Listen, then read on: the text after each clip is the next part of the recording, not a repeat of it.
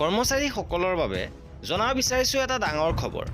কৰ্মচাৰীৰ অষ্টম দৰমহা আয়োগ কিমান আগবাঢ়িছে? দৰমহা দিয়ে HR আৰু নতুন ভাত্তা অন্তৰ্ভুক্ত হ'ব। অষ্টম দৰমহা আয়োগৰ বৰ্তমানৰ স্থিতি সন্দৰ্ভত গুৰুত্বপূৰ্ণ আপডেট আহিছে। সবিশেষ আপোনালোকক জনাব বিচাৰিছোঁ। ভিডিঅ'টো প্ৰথমৰ পৰা শেষলৈকে চাই থাকিব। কেন্দ্ৰীয় চৰকাৰৰ লগতে ৰাজ্য চৰকাৰৰ কৰ্মচাৰীসকল এতিয়া অষ্টম দৰমহা আয়োগৰ বাবে অধীৰ আগ্ৰহেৰে বাট চাই আছে। 2026 চনৰ 1 জানুৱাৰীৰ পৰাই পে কমিশ্যন আৰম্ভ হ'ব লাগিছিল, কিন্তু প্ৰকৃত ৰূপায়ণত অধিক সময় লাগিব বুলি ইতিমধ্যে নিশ্চিত হৈছে। আৰু ইয়াৰ মাজতে চৰকাৰে পৰামৰ্শ গ্ৰহণ প্ৰক্ৰিয়া আৰম্ভ কৰিছে আৰু কৰ্মচাৰী আৰু পেঞ্চনাৰৰ পৰা পৰামৰ্শৰ আহ্বান কৰিছে। 2026 চনৰ জানুৱাৰী মাহৰ পৰা কাৰ্যকৰী হোৱাৰ আশা কৰা হৈছে যদিও নতুন দৰমহা গাঁথনি অৱশ্যে কাৰ্যকৰীকৰণ আৰম্ভ কৰিবলৈ অলপ বেছি সময় লোৱাৰ আশা কৰা হৈছে।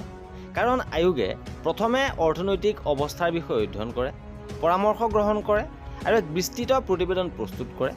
বিশেষজ্ঞসকলৰ মতে আয়োগে 18 মাহৰ পাছত চূড়ান্ত প্ৰতিবেদন দাখিল কৰিব। এইদৰে সংশোধিত দৰমহা গাঁথনিটো 26 চনৰ শেষৰ ফালে বা 27ৰ আৰম্ভণিতে কাৰ্যকৰী হোৱাৰ পূৰ্ণ সম্ভাৱনা আছে। খবৰ অনুসৰি কেন্দ্ৰীয় চৰকাৰৰ কৰ্মচাৰী, পেঞ্চনাৰ আৰু ট্ৰেড ইউনিয়নৰ পৰা পৰামৰ্শ গ্ৰহণ প্ৰক্ৰিয়া চলি আছে। এই প্ৰক্ৰিয়াটো 30 এপ্ৰিললৈকে চলিব। 30 এপ্ৰিলৰ ভিতৰত অনলাইন পৰ্টেলত জমা দিব লাগিব পৰামৰ্শাৱলী। ইপিনে কৰ্মচাৰীসকলে অষ্টম দৰমহা আয়োগৰ বকেয়া পোৱাৰ সম্ভাৱনা আছে।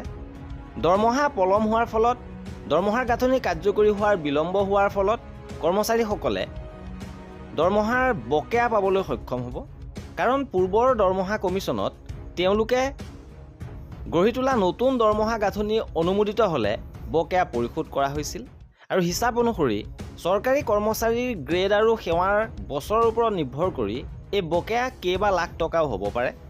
লগতে অষ্টম দৰমহা আয়োগত দিয়ে HR ভ্ৰমণ ভাত্তা, পেঞ্চনৰ সুবিধা, চিকিৎসা ভাত্তা আদি অন্তৰ্ভুক্ত থাকিব।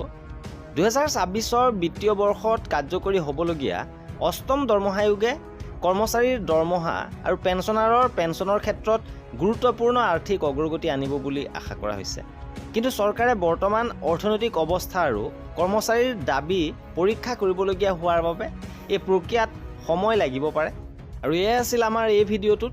কৰ্মচাৰীসকলৰ সকলো খবৰ পাই থাকিবৰ বাবে আমাৰ চেনেলটো ছাবস্ক্ৰাইব কৰি ৰাখিব। ভিডিঅ'টো শেষৰলৈকে চোৱাৰ বাবে বহুত ধন্যবাদ।